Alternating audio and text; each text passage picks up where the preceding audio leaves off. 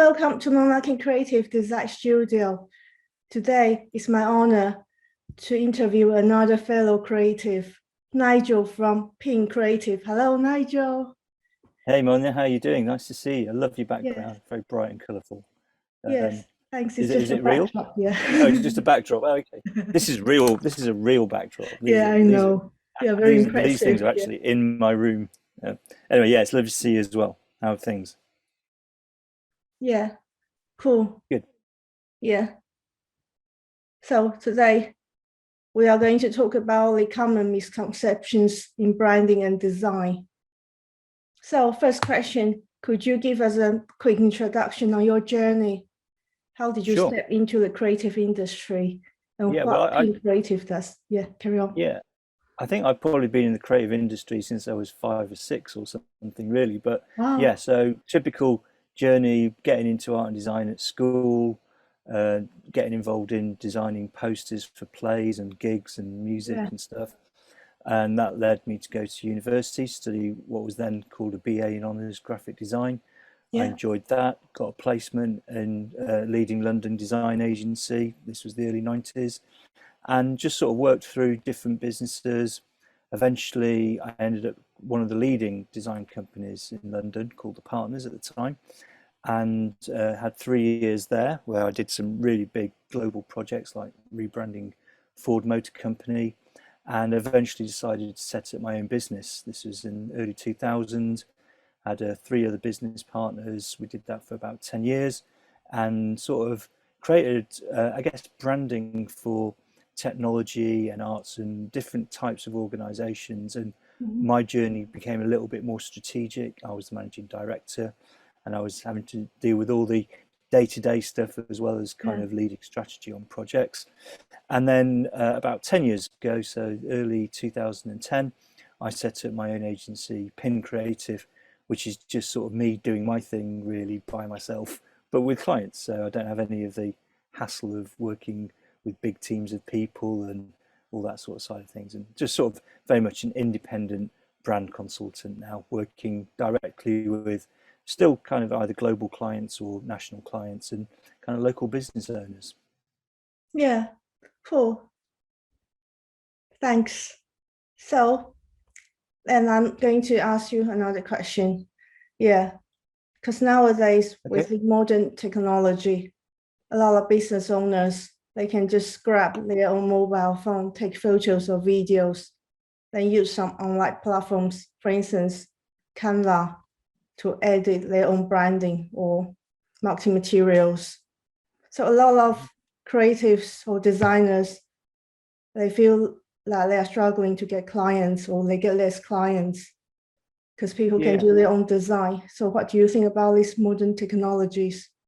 Well, I embrace it and encourage it actually. My point of view position is that if you're a small kind of entrepreneurial business owner, you um, don't have either the budget or the to kind of employ expensive branding agencies and things. Yeah, And I actually think learning some basic skills yourself is quite important in helping you kind of develop your own brand. So I tend to support people who are trying to do it themselves, for instance, on Canva, because the tool is made for business owners to do their own thing. And that then frees up our time as creatives to do more creative things that they can't do, which is the bigger thinking ideas and actually implementation of something on Canva, maybe like a social post or something like yeah, that.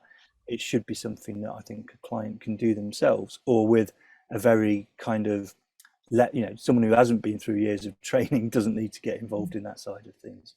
So yeah, I think it's really good, and I'm totally up for, I talk about a few things, but empowering people to understand more about branding, demystifying the process so they can do more of their own brand work without having to rely on designers actually. yeah, perfect. Because some of my clients, they use me to do initiate branding and some bigger projects. So they can use the Yeah, brand guidelines yeah, on exactly. Canva, yeah, to I mean, as much as yes, I know how to use Canva or set up a template, my job sort of finishes at guidelines and giving people the get the inspiration for how to implement things correctly is a much better use of their time and my time, actually. Much better use of their budget. Yes, good. And also, because have you heard about the platforms like Fiverr or People Per Hour? Yeah, Yeah, those. I'm not familiar with those, and obviously I've never used them or been on them. Or what I tend to find where it's something that's going to be quite quick fix, kind of we'll just get this done. I Yeah, think they struggle. The things that I've seen have struggled through not being very original, so not being very creative. And people who I've known who've used those sort of services have often found that they've probably then got to go and use another service to get something that's better. And that's not to disrespect people who are on there, but what I do think, um, services like Fiverr. So again, you don't use it for creativity, and don't probably use it for. Um, I'm going to say sort of complex design work, yeah, I um, agree. Yeah, but everyday tasks that actually just need doing. So like, for instance, I don't know how to use Photoshop. I don't know how to use Illustrator, really. I can use them, but not really. And so if I needed someone to draw something that was fairly complicated, like a set of charts or anything with curves, no idea how to do a Bezier curve, I would pay someone on Fiverr probably to do that. But it's very task driven, not very creative. And so if you're using someone like that, just give them simple tasks to do that actually would take so flight I charge 80 to 100 £120 an hour to work with clients. So if it's going to spend me an hour to do something, I'd be better off getting someone on Fiverr to do it yes, and be more efficient with my time. And that's not about mocking it up to clients. It's just about being efficient. So yeah, definitely think about that. yes. For instance, you mentioned about using Canva to create your own like social media posts. So I think you can use Fiverr for that purposes as well if you Yeah, don't have and time.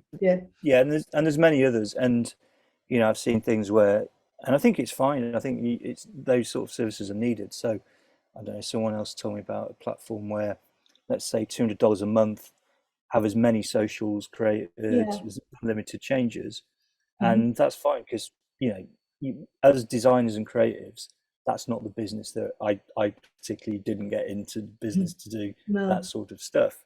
So I think that does need to happen, but it's very much everyday churn of stuff, and there's lots of people out there that are just going to do it quicker and more efficiently than I could ever do it. mhm, yes, good, totally agreed. And also, what do you think about other creative people or other people who do the same thing as you? Because I was often told that this market's oversaturated.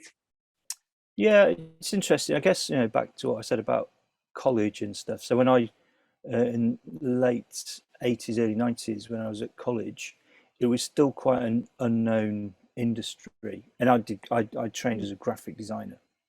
I don't do graphic design really anymore. I do Mhm. brand design. What's the Yeah. difference? Well, we could talk about that for another 20 minutes. But Mhm. actually, I think as the industry has evolved, there's a lot more opportunities for different roles within it. So Yeah. you could be a really specialist illustrator these days, technical illustrator, digital illustrator, movie maker, sound, all the different disciplines that feed into brand work, brands that move, brands that breathe, or whatever. And I think there's a role for that. So there's definitely an increase in the need for decent creative brand design people.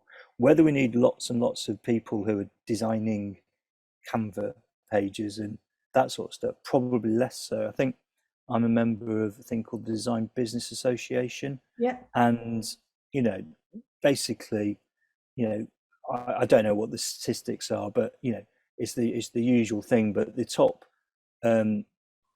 5% of the businesses in the UK are in that sort of bracket that are actually delivering brands at the highest level and probably taking 80, 90, 95% of turnover. So you've got a lot of income. So you've got a lot of people doing smaller things that aren't as significant or as important as Mhm. the thing is to focus on the creativity and then there's other opportunities. So what you may find is that there's a lot of people out there that think, well, I'll just get into design, and there's lots of jobs out there. There aren't. It's really hard to get into that top few percent, and you will end up doing things that you'll end up competing with things like Fiverr and clients doing their own work. But like I say, I think there's a really important role for those things anyway.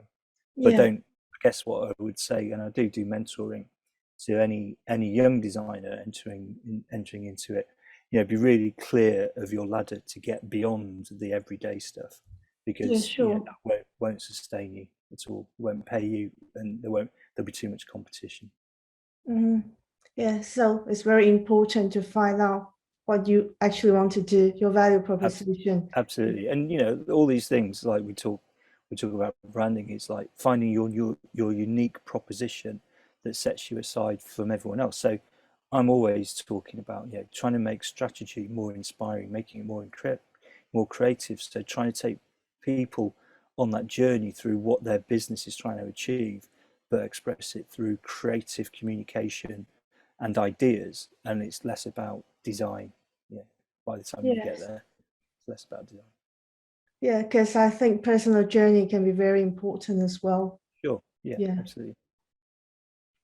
Cool. And So yeah. So and so you do you find that when you're meeting other designers that this is an issue for them? Do you find that they well, it's not an issue for me because I no? believe everyone got different style. Yeah. Yeah.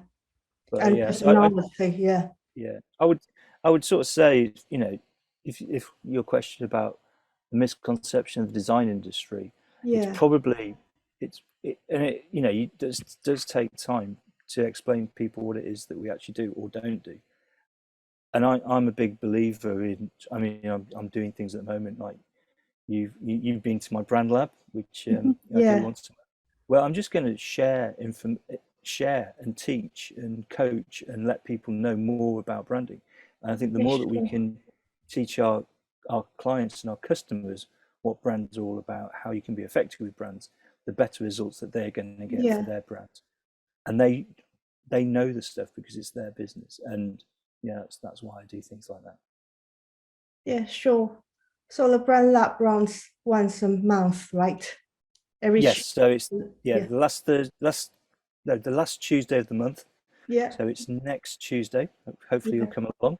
Yeah, of course I will be there. Of course. Yeah, excellent. Yeah. I It's look my forward to seeing favorite you. webinar. Yeah. Oh, okay. Well, that's good to hear. And yeah, it is. I mean, anyone's welcome to come along, whether they're a designer, a client, anyone who just wants to understand a little bit more about branding Yeah. and joining an engaging conversation. So yeah, And I love the hopefully, fact that you put everyone into breakout rooms so we can yeah, discuss and share our yeah, thoughts. Yeah. yeah. That's what it's all about. Yeah, indeed. Yeah. Okay. So finally, because I know you're a huge music lover, could you recommend two albums for the audience to listen? Yeah, actually, I'm going to change my mind. I think what I'm going to recommend is I'm going to recommend. I'm just getting this out of the box. Working Men's Club. Yeah. So this is my first recommendation. The new Yeah. Working Men's Club. There's a track on there called Heart Attack, which I particularly like. But it